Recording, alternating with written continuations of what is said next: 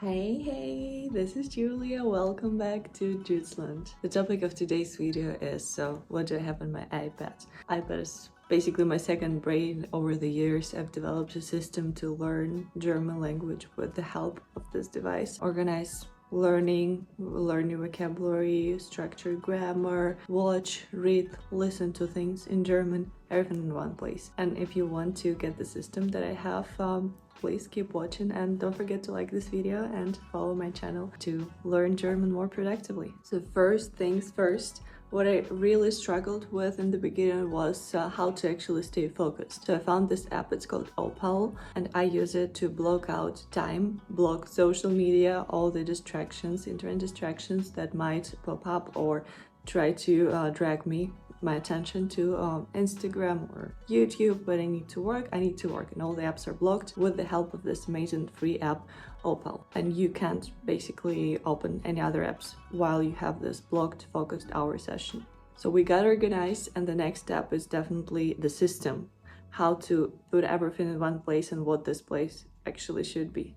For me, and I'm sure you know from all the other videos, it's going to be Notion, where I keep all the knowledge I gather in German language, which is all the new vocabulary that I will then later transfer to Quizlet. All the articles I read in German, videos, documentaries, podcasts, all in one place, not to lose it if I want to get back to it. Interesting thoughts in German, interesting ideas. My diary, everything I try to have in German, and if I learn some new grammar, which is not the case usually.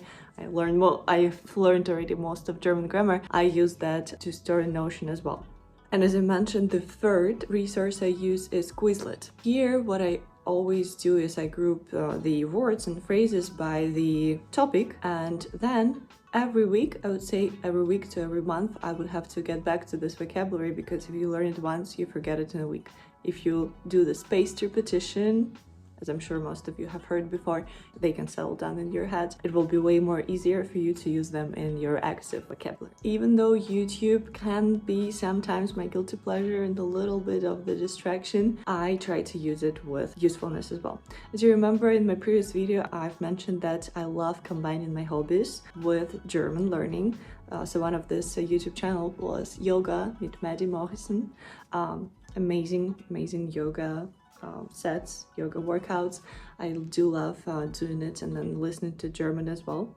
Another YouTube channel I love is Puls Reportagen. Very absolutely perfect for listening while you're cooking something or cleaning, so good in the background, but still getting some knowledge and practicing your German listening skills. And the last one from German YouTube I adore is Hyperbole. I'm not even sure I pronounce this right, but I love the series of Frag eine or Frag einen. So when they ask an expert or surgeon or wherever, any interesting professions, I do love this kind of videos, documentaries, mini documentaries. And we're moving forward to our documentaries, which is like the whole app. There is the app called Arte.tv. You can really watch it even on the website, but I prefer the app because it makes me then be more dedicated when I spend this time watching German documentaries. I've also started this weekly newsletter where I share new vocabulary from this documentary, so definitely don't hesitate to subscribe to this letter, because then you'll be able to get new vocabulary and also become smart. Because when we watch documentaries in German, it's B2, C1, C2-ish level. It means that you will be able to enrich not just your vocabulary, but also your knowledge in general. So I love Arte.tv because they also have subtitles. So if you're at B1 or B2, you can already watch it and enjoy, whether it's documentaries or German series, anything for free, absolutely free. How do I improve my reading using my iPad? Well, it's definitely my very favorite German magazine, Deutsch Perfekt, right? So what I do, I download the copy of Deutsch Perfekt. You can do it for free as well on Onleihe, Goethe Onleihe. This is a free resource from Goethe Institute to actually borrow land, whether it's a book or a magazine, and then you read it. You highlight new words, new phrases, write down new ideas, and that's how you actually learn new vocabulary. So I definitely can recommend you Deutsch Perfekt.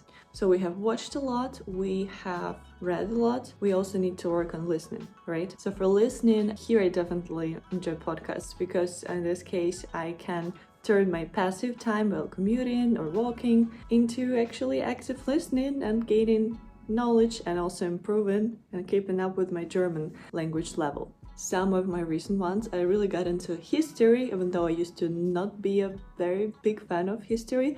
I really liked the podcast called Was bisher geschah? History, but it's told in an engaging way. This is something I was really looking for. Quarks daily, just some science, daily portion of science, so simply explained to people who have nothing to do with science like me. I'm sure you will love it as well. Wissen weekly, so just in general more of the science news every week. More or less to, stay updated and just to basically, in German we would say, bleiben auf dem Laufenden. And the last one from my recent recommendations is Unfassbar. Perfect mixture of topics like economics, science, culture, politics. Little by little, we actually learn to broaden our horizon of knowledge with all these resources. So I think, covered all the aspects of learning the language. The only one is basically speaking. For that, you can use ChatGPT, and I will not even show you the ChatGPT. I'm sure you all know what it is and how to use it. The only one last thing I would recommend. Sometimes I really would struggle. I really would just want to listen to music. Well, you can do that.